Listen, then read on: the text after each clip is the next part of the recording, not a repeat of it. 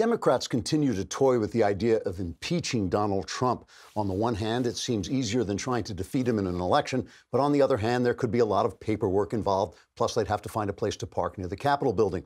Congressman Jerry Nadler was interviewed while he was hiding under a bridge in hopes of devouring one of the three Billy Goats gruff, and he said, quote, "We have fallen into a terrible imaginary crisis while voters just stand around apathetically admiring their new jobs or their new cars or the fact that they can now feed their families. We need to make these people understand how hysterical I am, or else we can't even begin to tear this country apart over nothing," unquote.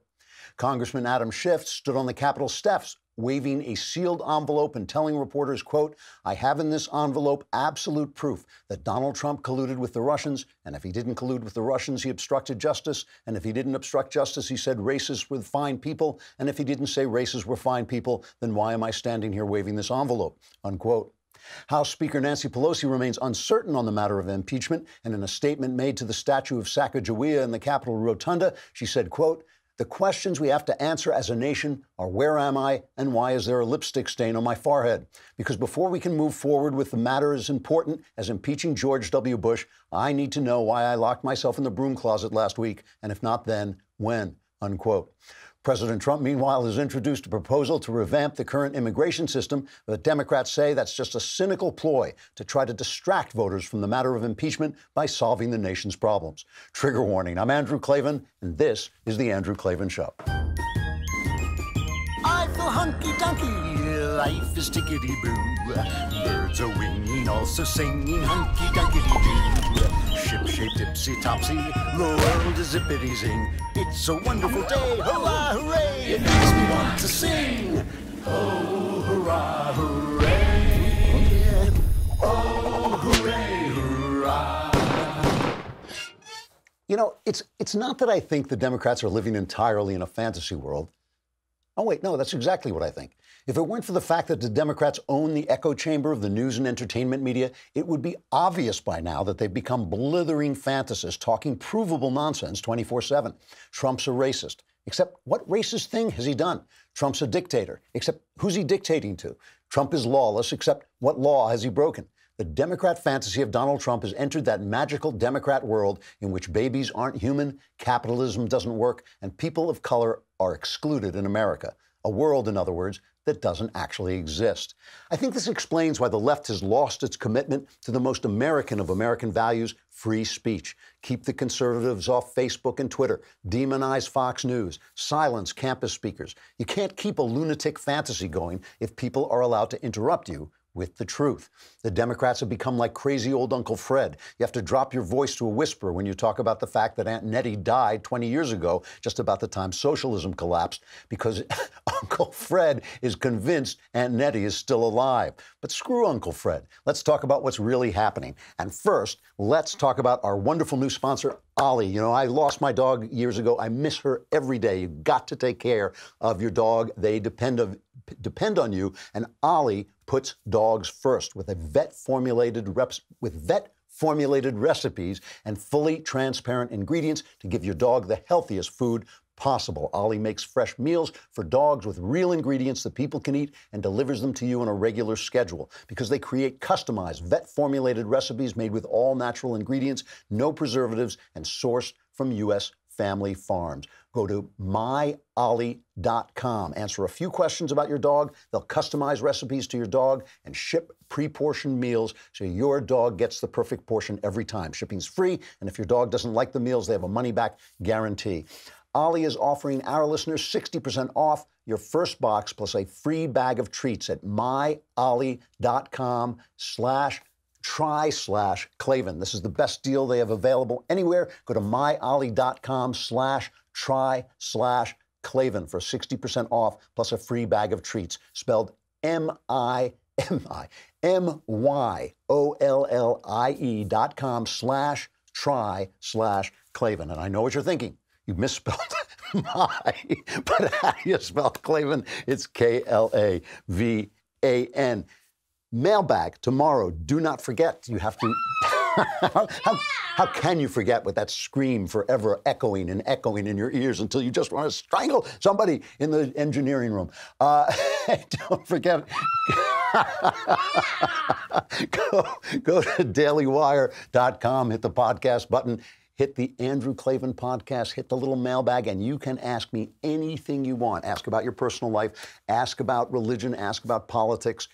All my answers are guaranteed 100% correct and will change your life, sometimes for the better. You got to be a subscriber to do it. So go to dailywire.com and subscribe. It's a lousy $10 a month, a lousy $100 for the year, and for $100, not only to get me to ask me questions for a whole year, you get the Leftist Tears tumbler, which, believe me, you're going to need. Okay, so yesterday, I happened to be in the car listening to the radio when Donald Trump began one of his speeches at one of these rallies he gives in these godforsaken places where people don't even live in New York or L.A. It's hard. I didn't even know there were people out there. But Donald Trump knows there are people out there, and he goes out and he starts to give a speech, and he is getting, you know, kind of more disciplined in his speeches, although he does go off in these hilarious rants sometimes. But anyway, he's talking about the thing that he should be talking about, which is the economy. And here's a portion of that. More than 5 million Americans have been lifted off of food stamps. We're getting Americans off welfare and back into the workforce, and it's happening by the thousands and thousands and thousands. 1 million people have been lifted out of poverty, and the poverty rate for African Americans has reached the lowest level ever recorded. The Hispanic American, African American, and Asian American unemployment rates have also reached an all-time historic low. Those debates should be very easy when we meet whoever we're going to meet. Because statistically, I mean, maybe, I don't know, who knows? Politics is a crazy world, but when you have the best employment numbers in history, when you have the best unemployment numbers in history, when you have the best economy probably that we've ever had, I don't know, how the hell do you lose this election, right? He sounds pretty confident. Trump always sounds pretty confident, but he looks incredibly relaxed. I got to say, for a guy who's under fire 24 hours a day, 7 days a week, he looks very relaxed. He looks like he feels that he's got this going on. But I was listening to those figures, which are largely correct. I mean, obviously, Trump has that Carney Barker way of talking where everything is the best ever and the best ever. But, you know, the numbers are real. The numbers are real. He has brought jobs back. The growth in this country has been great. It's obvious he's taken off that incredible weight that Barack Obama put on the country, not just by over-regulating business, not just by being unreliable in what atmosphere he was creating for business, so business couldn't count on what was going to happen next, but also in that just a droning blame of, oh, we're not the country we're supposed to be, you know. I mean, they talk about animal spirits in business, and Obama was the greatest killer of animal spirits ever, and Trump, you know, pumps people up. He loves the country, and everything's going great. But I thought, like, what are they going to do? And it's just like the picture of Donald Trump that comes out of the Democrat media 24/7 again, that comes out all the time, it's just different than real Trump. It's different than the real Trump. I mean, first of all, the stuff that he's talking about the minority numbers, the things that he has done for the minority communities in this country, if that's what we have to call them. I don't know why they're not just Americans, but we're always identifying them as minorities. He's done amazing things for those communities in terms of the economy, which kind of puts the lie to this whole racist thing, which is all we have heard is racist, racist, racist. They pushed that thing about, oh, there are fine people on both sides, until finally they had to admit, oh, yeah, we lied to you for 2 years. Now we just won't mention it again, but we'll keep saying he's racist. Two researchers at the University of Pennsylvania, Daniel Hopkins and Samantha Washington, set out to measure the effect of Trump's election on anti-Black and anti-Hispanic prejudice.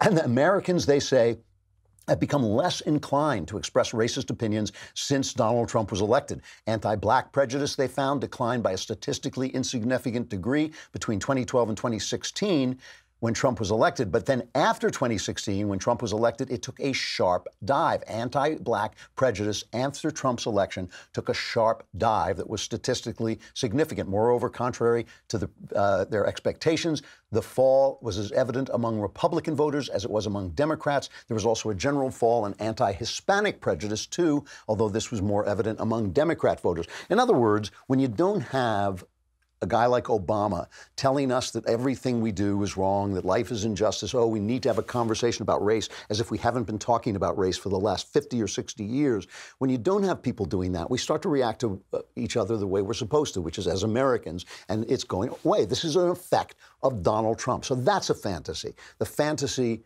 that Trump is making racism worse, that he's bringing out from under the rock all the evil white supremacists, that white supremacism is a growing problem, which the numbers show that it is not. That is just, I mean, you know, you can not like Trump. You can say his policies are wrong. You can disagree with his policies. But I'm talking about fantasy. I'm talking about the difference between fantasy and reality. What you cannot say is that he's a racist or that he has acted in a racist way. You could say that Obama was a racist. He went for 20 years to a racist church.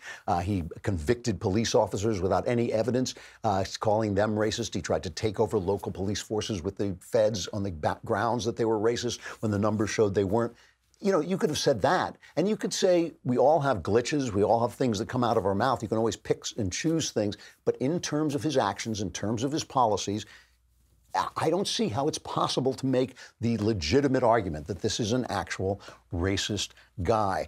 More fantasy to come, but first, ZipRecruiter. And ZipRecruiter is all important. I mean, you see the way this is here at the Daily Wire. I mean, you try and get things done. They keep having people scream at you every time you say mailbag. There's somebody shrieking in your ear. Do you want that to happen? Do you want that kind of shrieking and craziness to be going on in your business? No, you got to use ZipRecruiter.com/Daily Wire. ZipRecruiter sends your job to over 100 of the web's leading job boards, and they don't stop there because they have powerful matching technology with which they scan thousands of resumes to find people with the right experience and invite them to apply to your job. ZipRecruiter goes out and finds the people for you. It's so effective that 4 out of 5 employers who post on ZipRecruiter get a quality candidate through the site within the first day. And right now, my listeners can try ZipRecruiter for free, which is pretty inexpensive. It's at this exclusive web address, ZipRecruiter.com/Daily Wire. That's ZipRecruiter.com/Daily Wire. And Daily Wire is all one word, DAILYWIRE. ZipRecruiter.com/Daily Wire. Do not let what happens here happen at your business. ZipRecruiter is the smartest way to hire. So let's talk about the economy, right? I mean, the economy really, the people that he's talking about, too, the people who depend on manufacturing jobs and energy jobs and all these kind of hands-on jobs that we were told were going to disappear. We were told by Obama, these are done, right? Obama said these aren't coming back. These jobs aren't coming back. You'd need a magic wand. Remember Paul Krugman from Knucklehead Row at the New York Times? He was, nothing policy can do, this is a quote, nothing policy can do will bring back those lost jobs. The service sector is the future of work, but nobody wants to hear it. And you know, the big brains in Silicon Valley, they're telling us we need a guaranteed income because everybody's going to be a robot from now on. You're not going to have anything to do but sit around and eat soma, you know, eat opiates and stare into space. And so we'll give you money to leave us alone while we create the future. Not so much. In the first 21 months of the Trump presidency, non-farm employment grew by a seasonally adjusted 2.6%. In the same period, manufacturing employment grew by 3.1%, reversing the trend under Obama when overall employment grew faster than employment in the manufacturing sector. Comparing the last 21 months of the Obama administration, right, it's almost 2 years, with the first 21 months of Trump's administration, shows that under Trump's watch, more than 10 times the number of manufacturing jobs were added, more than 10 times the manufacturing jobs than under Obama. So, okay, obviously lower taxes, less regulation, more oil and more energy work obviously it improves the economy. It works every single time they do it. Now, you can say, I don't like that because I like taxing people and taxing the rich. They have to give back because they stole that money from somebody. So you can say, I like taxing the rich. You can say regulation is necessary for whatever. I want to control your waterways, the environment, whatever excuses they make. But you can't say it's not happening. You can't just fantasize a world in which Trump isn't successfully rebuilding the manufacturing base, the energy base, and rebuilding our economy. You can, however, if you work at the New York Times. If you want to live in this fantasy world, go to the New York Times. I mean, this is the thing. I grew up just outside of New York, and the New York Times is like, it's the atmosphere you breathe. When you read the New York Times, that is what you think the world is. Still, my friends and relatives who live in New York, they still think when they read the New York Times, which is now just a Trump hate paper, that's all it is. It's hilarious. I mean, if you don't read it, you should, just for the laughs. It's like, you know, Trump does this and Trump does that. And yes, the sky is blue, but he's still a bad guy, you know? I mean, it's like everything, and that's the whole page. I do not think there's a headline on the front page that doesn't have some derogatory fact about Trump. They just hate him. And they found a place in America, in Ohio, I think it was Northeast Ohio. They found a place in America where the manufacturing jobs haven't come back. It's still suffering. And they can't believe they still support Trump. They still support Trump because he has done this for the rest of America. So they found a place where maybe things aren't going as well as anywhere else. And of course, Joe Scarborough, who has now become the living avatar of the mainstream media. He's now like, if the mainstream media were just distilled into a human being, it would be Joe Scarborough. He is pumping this idea that somehow, because they did find a corner of America where hasn't rebounded as much as the rest of America, where they're cheering crazily for Trump. You should have seen the hangar he was in yesterday, just packed with people. Because of that, Joe Scarborough sells the fantasy that things are going badly. We have seen it time and again, people voting against their economic self-interest. The manufacturing jobs in Youngstown are not coming back. No. The other jobs the mining jobs that Donald Trump is talking about, not only are they not coming back, they're going away. The few high-profile examples, whether it's Carrier or Ford, even Foxconn that Donald Trump talked about, they've all blown up in his face. The question is, will those voters discover that this billionaire, that this plutocrat is nothing more than the short, fat little man behind the curtain in The Wizard of Oz? The short, fat little man behind the curtain was, I mean, it really is amazing. Remember, Obama said he was going to need a magic wand. Now he's the Wizard of Oz. Except those jobs are coming back to have 10 times the number as in the Obama administration. You know, I travel out there. You go out, what's so ridiculous about this is all you have to do is go out to the Midwest. Every single store has a help wanted sign in it, almost every one. And they don't have help wanted signs in it because suddenly fast food stores, because suddenly fast food stores are on the rise. They have help wanted signs in them because people are working in those areas, and then they go to the fast food store, they go to the restaurants, and so the restaurants need to hire people. Unbelievable, unbelievable. You know, I hardly like to quote MSNBC. Scarborough is a little different because he's not quite an MSNBC. He does represent the mainstream news, but just to show you what people on the left are thinking about, just to show you what they're thinking, because I think this is really good. Brian Williams has Donnie Deutsch on. Now, that very fact, of course, is hilarious. When you think about Brian Williams, who was kicked off the air for lying. And look, it was lying. It was lying. He would tell stories about things that happened to him, adventurous things that happened to him as a reporter. His helicopter was shot down or whatever, all untrue. Doesn't stop him. As long as you're a leftist, if he were a right-winger, where would he be today? Out of work. He would be in a different profession. He would be, you know, he would be in the fast food restaurant asking you if you wanted fries with that. But instead, because he's a left-winger, he gets to come back and do this again. Now he's interviewing Donnie Deutsch. Who's Donnie Deutsch? He's an ad man. He's an old ad guy. So you got a hype artist and a liar talking to one another about what's happening in the country. What do you think it's going to sound like? It sounds like this. How dark are things right now to you? Very, very dark. And I want to say this with no exaggeration. If you look throughout history and you become a student of history and the worst of what humans have done throughout history, Trump is using that playbook in every way you possibly can. You start with creating an other. You get enough rich people to look the other way. and that's how you get power. And then what you do is obviously you destroy the credibility of a press. You get a judicial system that is no longer independent. You start to blur separation of powers.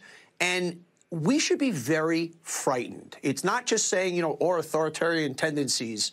I believe this man is capable of horrific, horrific deeds. And I'm not saying specifically what that is, but let your imagination go. And also do not kid yourself. If he gets voted out of office, he will say it was fake. He will say the polls were rigged. He will tell his people to take to the streets. People have to understand this is not a man who is playing with any boundaries of what our normal civilization, our normal democracy has.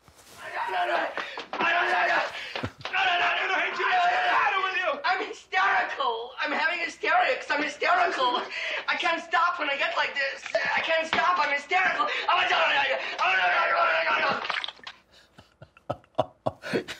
You know, that clip, that Donnie Deutsch clip, may be my favorite news clip of the year so far. You know, Newsbusters are the guys I'm always using to get at the media because they monitor the media so well.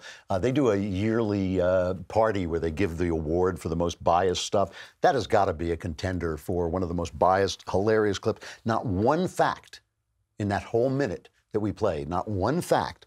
Just let your imagination go, he says.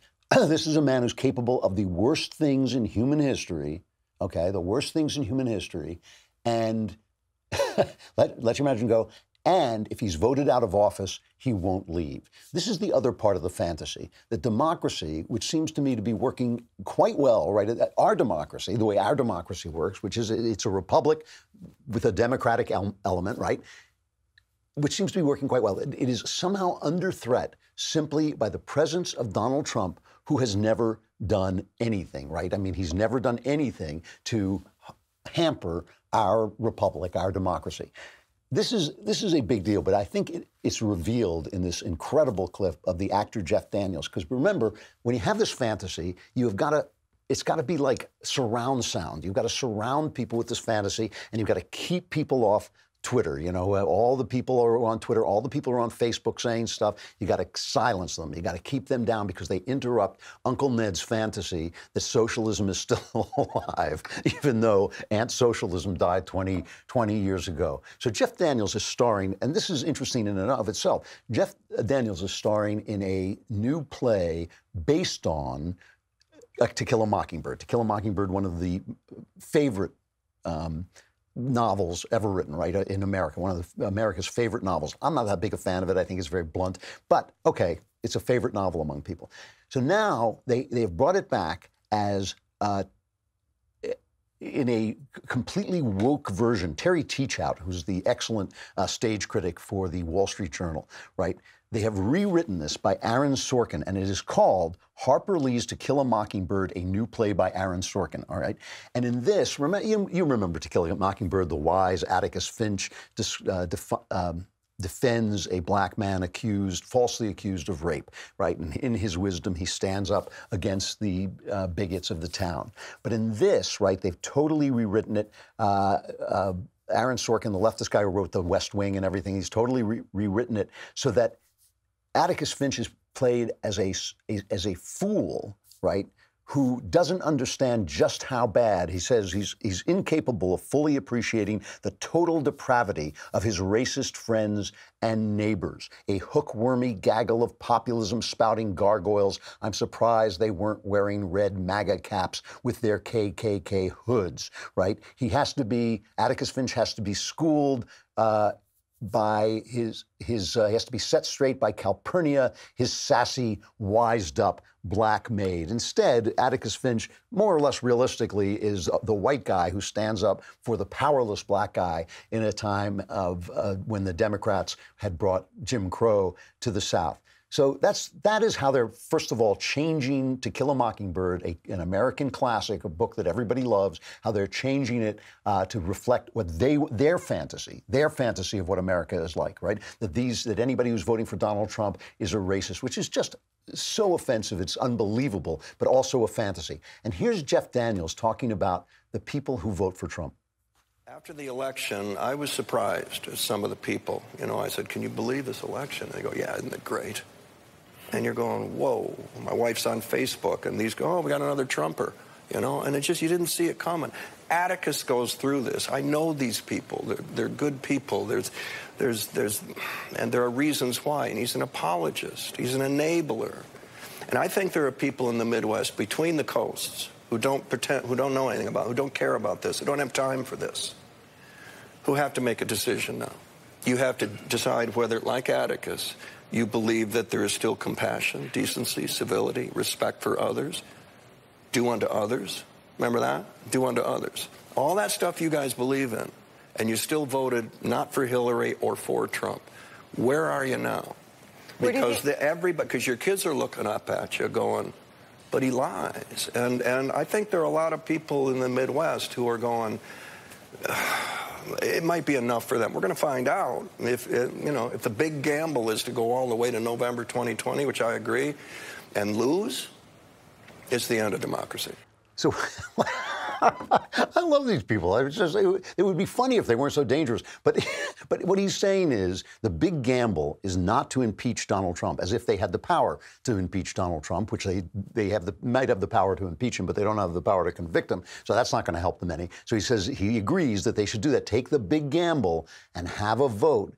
But if they lose the vote, that's the end of democracy. Because that's how democracy works. You take a vote, and then if you lose, it's not democracy. I mean, that is the left-wing fantasy. That is the left-wing fantasy. How is democracy dead if they take a vote and the left loses? It's an amazing, amazing fantasy. And meanwhile, we've got, you have to silence the opposition because they have this threat that reality is rising, that suddenly we're going to see some of the malfeasance from the Obama administration, the malfeasance from the FBI. And we haven't got proof of this yet, but even the investigation is something they don't, I mean, this is the way. Here's an example of how the left covers the investigation into how the FBI investigation into Trump got started. Move on! Nothing to see here! Please disperse! Nothing to see here, please! And when one network, Fox, is covering it, what do you have to do? Because we're living in a fantasy. You got to silence anybody who is threatening that fantasy. It's an amazing thing to hear a network like CNN. And I mean, look, they could have said this in public, but luckily they said on CNN where no one's watching. But it's an amazing thing to watch people on CNN go in and not just say, I disagree with the people at Fox, but say this. Listen to this. I think that Fox News is a corrupt enterprise. I think it is not a journalism company. It is a company was built by Roger Ailes in order to promote conservative Republican political ideas. And in prime time, they spread the kind of disinformation that actually worked with the Russians to sow dissent in this country. So I'm with her. I think the Democrats should avoid going on because like they should avoid being involved with any other corrupt enterprise. Well, it's a tough call because the point you made earlier about how Fox can use these debates as a vehicle to go to advertisers and say, look, we are not just the racists and bigots in prime time. We are a real news organization. And that is I'm not sure Democrats want to give them that cover. I think that if you're going to not go on, that's the best argument. I will. Yeah, that's amazing, amazing stuff for colleagues to say about colleagues. Obviously untrue. Obviously, Fox is not a racist station. It does have two very right-wing commentators, Sean Hannity and Laura Ingraham. They are on the right, but it also has a lot of Democrats, more Democrats than there are Republicans on CNN, more Democrats on Fox News than Republicans have walked by the CNN building, basically. So what are they doing? They're trying to prevent reality from coming. Reality, which is that when the FBI investigates a president's campaign on the other side of the aisle from the administration that is in power, it needs to be looked at. Not that it was wrong, but it needs to be looked at. Who's covering that? Fox. Here is the Attorney General, Bill Barr, talking to Fox about why he appointed John Durham, a guy they're going to have a really hard time. It's easy for them to rake Barr over the coals. He's lived apparently, I mean, he's had a career that has never had scandal touch it, but it's easy for them to rake him under the coals because he's in the Trump administration. I don't know what they're going to do with this guy, John Durham, he's appointed to investigate this because he's been appointed by both sides. He's been appointed by both Democrats and Republicans to investigate intelligence operations and whether they were done well. Here's Barr talking about why this has to be done. Well, the first step is find out exactly what happened. And we're trying to get our arms around that, getting all the relevant information from the various agencies and starting to talk to some of the people that have information. You know, the thing that's interesting about this is that this was handled at a very senior level of these departments. It wasn't handled in the ordinary way that investigations or counterintelligence activities are conducted. It was sort of an ad hoc small group, and most of these people are no longer with the FBI or the CIA or the other agencies involved. I've been trying to get answers to questions, and I found that a lot of the answers have been inadequate, and I've also found that some of the explanations I've gotten don't hang together. If we're worried about foreign influence, for the very same reason, we should be worried about whether government officials abuse their power and put their thumb on the scale. And so I'm not saying that happened, but I'm saying that we have to look at that. And of course, I mean, if it were the other way around, of course, everybody, I think that that's a natural. You have to look at that. I think I would be shocked if George W. Bush had the FBI tapping phones and sending people in with wires. Trey Gowdy is now saying that there are tapes. I mean, he hasn't proved this yet, so I don't want to go overboard, but he is now saying that there are tapes that show that the FBI knew that Trump was innocent, and that exculpatory evidence did not go into the FISA warrants. So they knew he was innocent, but they didn't put it in the FISA warrants. That's a game changer. I mean, at the Federalist, Margot Cleveland is writing that Carter Page, the former Trump campaign advisor, is suggesting to them that the surveillance, the spying went on after the campaign into the administration, that they were actually spying on people like Steve Bannon during the administration. I mean, this is serious stuff, and it really does need to be looked at, and it is real that it needs to be looked at, and it's real that it might have happened, and if that reality it comes to the surface, it is going to destroy this fantasy Trump that we've been living with now for 2 years in the media, more than 2 years in the media.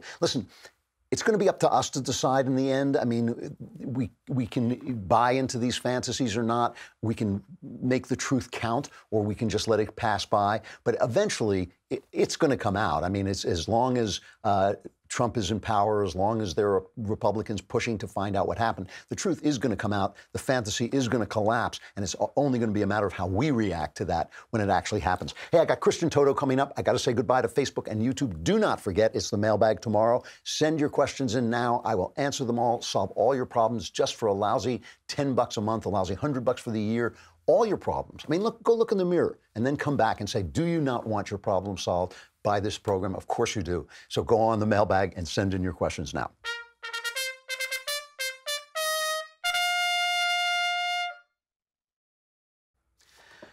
Christian Toto is a friend of the show. We love having him on because he is one of the few conservatives talking about the culture.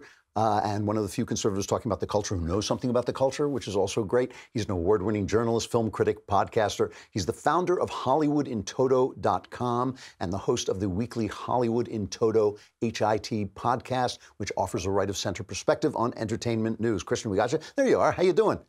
I'm good. How are you? All right. It's good to see you.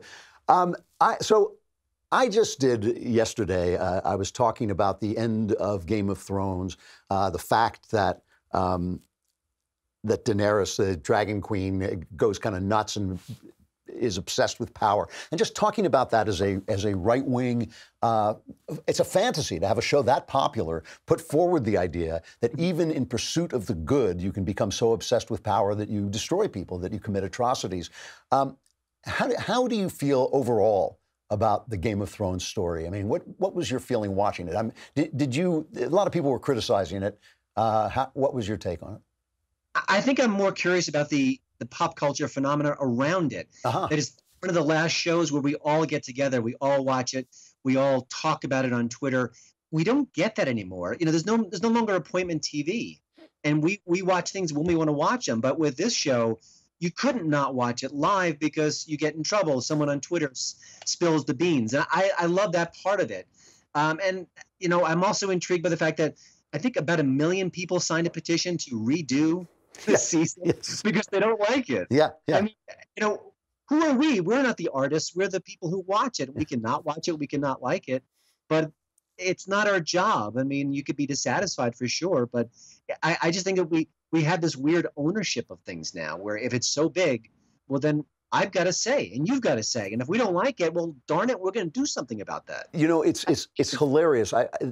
I'm torn between the fact that you're absolutely right. There, you know, the audience is not the artist. The audience is there to be told a story. And of course, all their comments are so political. This idea that women should somehow triumph in the end, this kind of nonsense. But on the other hand, it is kind of beautiful to see an entire country wrapped up in a story, and especially one that's written with so much talent. Yeah, no, I agree. And the level of excellence has been consistent throughout. Yeah. There weren't bad seasons and good seasons. I think people quibble about this because the weight of the season was so heavy. But yeah, but this is the power of pop culture. Yeah. It's what Andrew Breitbart was telling us for years. It's what people like you tell us all the time. It matters. This is what we talk about. It's what we care about. You know, we don't talk about the leaves in our backyard. We talk about this show, these characters, the arcs, the stories, and we'll be talking about it for years, if not decades. So it does have a consequence, and it's what we all unites us in a way. Well, so speaking of that, you wrote a piece about the new Laugh-In, the kind of reconstructed Laugh-In. Now, first, before we talk about this, you have to explain to people, the younger people in the audience, what Laugh-In was. I mean, you must have been 6 years old when Laugh-In came out. I really remember it well, but it was a big deal. I caught the reruns. It was a show in the late 60s, a lot of funny, goofy people, and it was off the wall. It was silly. It was, you know, back then it was a longer gestation for jokes. This was rat-a-tat-tat. Right. And it was political at times. It was sort of saucy at times. It had girls in bikinis with little placards and messages painted upon them. It was unlike anything else, and it was a big hit. And it made Goldie Hawn a star, and Lily Tomlin, Ruth Buzzy. Right. And what it wasn't mean. And it wasn't overly one-sided. Richard Nixon went on it. Richard Nixon went on the show. Yeah, famously said "sock it to me." Yeah, that's. When they announced the reboot on Netflix, it was just a special reunion. I thought, oh, it's going to be a Trump bashing affair, and that's exactly what it was. And it spirited in that Trump bashing. Listen, I'm not a Trump defender where you can't tell jokes about him. Right. The same jokes, the skin, the totalitarianism. I'm exhausted. But more importantly, the speech midway through the reunion special by Kenya Barris. He's the fellow who created Blackish, a very popular show. And he said, comedy is under attack today, and that if the show Laugh-In was around today, all the writers and producers would be in jail. And I'm thinking, what planet is this guy on? Just the ones in comedy. And his fellow liberals want to lock us up. I mean, speaking if not otherwise. I mean, he got it completely backwards. So not only do they use this great classic show to mock Trump, which happens across the landscape, they lied to our faces. And it really kind of annoyed me that they kind of stained the legacy of a show that really did groundbreak in television. Yeah, no, it is. It really is a shame. And the whole idea when there's one comedian after another, not just attacking Trump, but the vile profanity that comes out of their mouths on network TV, where Colbert is suggesting that Trump is performing oral sex on Putin and all this. I mean, just the violence. And Trump is like, I mean, he laughs at them, he makes fun of them, he calls them failures, but there ain't no police showing up at their doors. It's all, again, this fantasy of this dictator shutting them out. So you heard, I know because you wrote about it on your site, you heard the interview I did with Michael Loftus. And he was a comedian, just for those people who missed it, he's a comedian who tried to pitch a show, and they told him, no, we don't want to be nice to anybody on the right. One of the questions I get asked most often is, what's my advice to a young person who wants to get into show business? What's your advice to a young person who wants to get into the entertainment business? Well, I mean, if you're right of center, it's very tricky. Yeah. I mean, you have to navigate where you can't be too open about your political views. It's very clear. I've done so many stories in the last maybe year or so where artists are saying that they've been treated differently because they're right of center. So there is a line you have to walk. But I also think if you cultivate an audience, that matters. If you use social media, that matters. If you say, hey, I can go have a YouTube channel and share what I want to share, that's important. And hone your skills. Be good. Don't be a hack. Yeah. And be very self-critical. Maybe turn to your friends and say, hey, I did a video. It's a parody. Is it funny? And if it's not, how can I make it better? So don't go out there with that American Idol season 1 mentality of, I'm the greatest singer in the world. Get better, learn from your mistakes, and then put yourself out there. So I mean, it's not easy. And I'm exhausted that I have to keep interviewing people who say, well, they're treating me differently, because they are. It's happening across the board. Yeah. I talked to a colleague of Michael Loftus who said, I used to go on radio shows and they would promote my live act. They'd be happy. They'd be very glad to give me exposure. But when I connected to a live act that was conservative, the doors slammed shut in my face. Yeah, you know, it's a really good point about the quality of things. This is true both in the conservative world and the Christian world, where people approach you, they approach me, and they say, oh, my brother, you know, you and I are as one in our beliefs, therefore you should promote my work. And you look at the work and it's tripe, you know, it's bad, or it's propaganda, or it's, you know, pious nonsense. And you say, like, hey, dude, you know, this is a profession. You got to be good at it in order to do it. I wouldn't have a surgeon operate on me because he happened to vote the same way I did, and it's the same way with the arts. Well, one last question, because this is the other big question I get, and I'm kind of hitting you up for information because I want to know how to better answer these questions. I talk to people with money, and they all want to know what they should do with their money. Mm-hmm. And one of the things that if you don't know about Hollywood, you can waste a lot of money. You go to some guy who has some piece of work that he's kept in his trunk because nobody wanted it, and he says, well, you could finance this, you know, and you're throwing your money away. What do you think people with money should do to help transform the culture? Well, I think they need to team up with people who have a better sense of the arts and not just kind of throw the money around. Be judicious in where you spend the money. I also think they should maybe support artists who are on the rise, who are maybe, you mentioned before that the art isn't very good. Maybe they're getting better, but they're not there yet. So maybe look for people who have kind of that spark of talent. And also think about, wouldn't it be great to have a women's magazine like a Cosmo, pro-life? Oh, man. That didn't bash GOP representatives on every issue, that was actually right-leaning. I mean, just think what you could do with that, how that would influence people. And it would be cool, and it would be hip, and it would be stylish, but it would be gently right of center. Yeah. And it would be an antidote to all these women's magazines, which are telling us that, you know, that there's no one on the right worth a darn. Yeah. I mean, so I think there's different ways to approach the culture. And, you know, go on a crowdfunding platform, look at all the different projects, watch the trailers. If there's one that's really good, they've only got like maybe 20,000 in the till, maybe throw that person a check, because maybe that person really needs it. But you're asking good, tough questions. There are no good answers. I'm just kind of scrambling, but I do think that people on the right with cash, which is not me, need to do that. All I can do is give my website as a platform for artists who are hopefully on the rise. Yeah. And I'm happy to do that always. But I think the people who have the finances need to be creative and smart and think about the culture. It matters. It matters so much. I know, yeah. And I also, I mean, one thing that I would like to see more of, too, are awards and grants for artists of all, you know, at all levels, because, you know, then it carries some prestige. It's not just, here's some dope kid. You know, it's also, oh, you won the prestigious such and such grant or the such and such award. Yeah. It's a whole infrastructure we need. Hey, I got to say goodbye, Christian. It's really good to see you. Christian Toto, go on to HollywoodInToto.com so you can find out about culture without getting a little socialism with your arts. Thanks a lot, Christian. It's good to see you. Thank you. Let me end with one final reflection, just a story that's coming out of Oakland that I just absolutely love. They are called the Pothole Vigilantes because the roads in Oakland are so bad that, and the city's not doing anything about them, so they creep out at night, masked, I believe, and they fill in the potholes because it may be illegal to do this work without the government doing it. Here's just a little video of these two guys who are out on the street filling in potholes.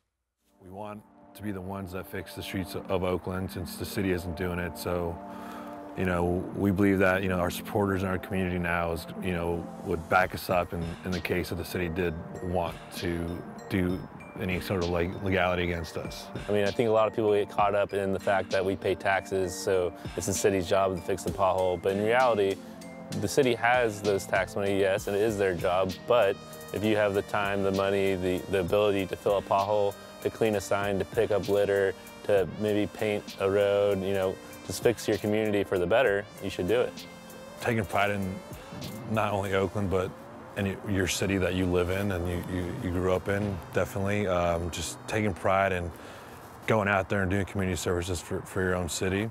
That's great, and I would like to just extend it to say, you know, if you go to your church and your church has become some leftist place, maybe meet in your house and have be a Christian vigilante. If you feel that your children aren't being taught about America and their civic duties and their civic responsibilities, maybe homeschool your kids and be a parent vigilante. I think this is the way of the future, because the more the government does, the more it will do, and the worse it'll be. I think a lot of this is now falling to us to do as individuals, even if we have to do it in the dark of night. That's a great, I love that story.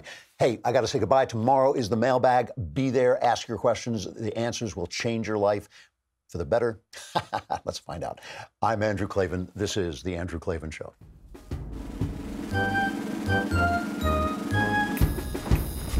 Oh, hooray, hurrah. The Andrew Klavan Show is produced by Robert Sterling. Executive producer, Jeremy Boring. Senior producer, Jonathan Hay. Our supervising producer is Mathis Glover, and our technical producer is Austin Stevens. Edited by Adam Sayevitz. Audio is mixed by Mike Cormina. Hair and makeup is by Jesua Alvera. And our animations are by Cynthia Angulo. Production assistant, Nick Sheehan. The Andrew Klavan Show is a Daily Wire production. Copyright Daily Wire 2019. A new survey shows millennials are poor, lonely, depressed, and socialist. We will analyze why young Americans are so miserable. Check it out on The Michael Knowles Show.